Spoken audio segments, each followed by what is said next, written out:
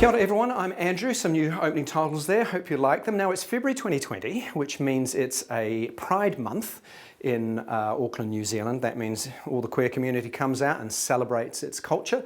14 months ago, however, there was a major problem because there was a huge blow-up over the fact that Auckland Pride banned the police from going in the parade. The parade got cancelled last year, and into the breach stepped an organisation called Rainbow Pride Auckland, and they promised that they would bring back a Pride parade for us this month. So, have they honoured their promise? They said they'd put on a parade in 2020. However, they've subsequently rebranded it as a walking parade along Ponsonby Road that won't have floats, but the police have been invited.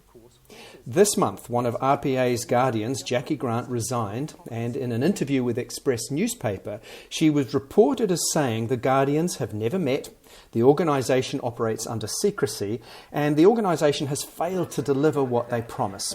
So I asked Matt Bagshaw, the chair of Rainbow Pride Auckland, about this, and the first question concerned his reaction to Jackie Grant's comments as reported in Express newspaper. It's actually quite a surprise to me, to be honest with you, a surprise to us as a board. In terms of, I think she talked about the communication amongst the guardianship. Obviously I can't comment around that, that would be for them to comment. In terms of the communication between the board and the guardians, including Jackie, throughout the year, as per our constitution, we have shared the minutes of each of our board meetings, which I've taken responsibility to do within a couple of weeks of meeting. In addition to that, I have submitted some very detailed ad hoc updates when required. Jackie attended a board meeting. I thought we had very open communication and had spoken to her a number of occasions. We even have our own Slack discussion forum that we use internally.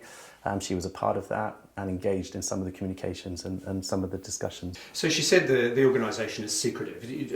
How did that make you feel? I mean, what's your reaction? Yeah, I mean, if that is her opinion, I have to consider the reasons why, and I'd be interested to know why she's sort of formed that opinion. There's absolutely no secrecy about what we do. There's no need for it. We're very transparent. We're very, very keen to be open about what we do.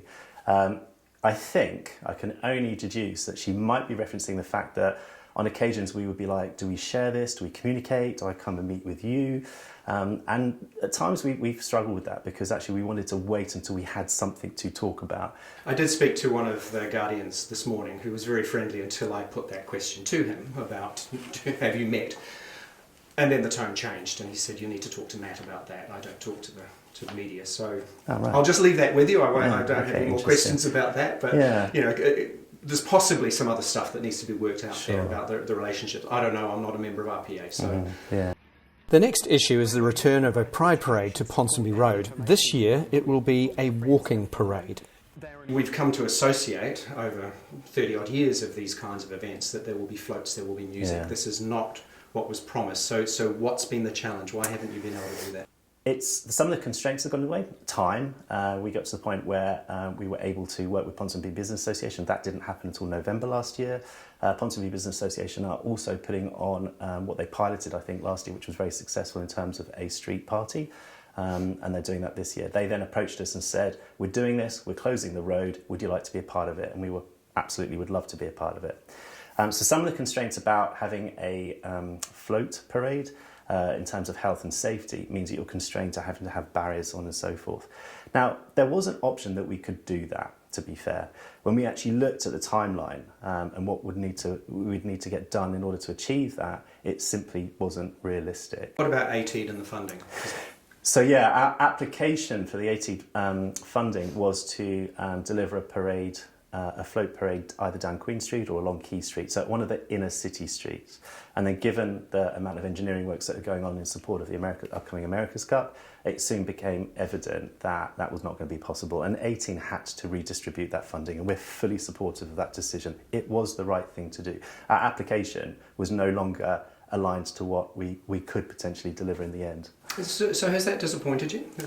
Yeah, I mean, yeah, but it can't be helped. It's perfectly understandable. There was no emotion or untoward reasoning behind it. It was factual. The only thing I learned from that, actually, and I think all parties learned from it, is perhaps we should have focused on establishing where we were going to deliver the parade, before we actually requested the funding, and actually got that secured. People are going to compare it to our march, Sure. and they're going to compare it to previous parades. Yeah.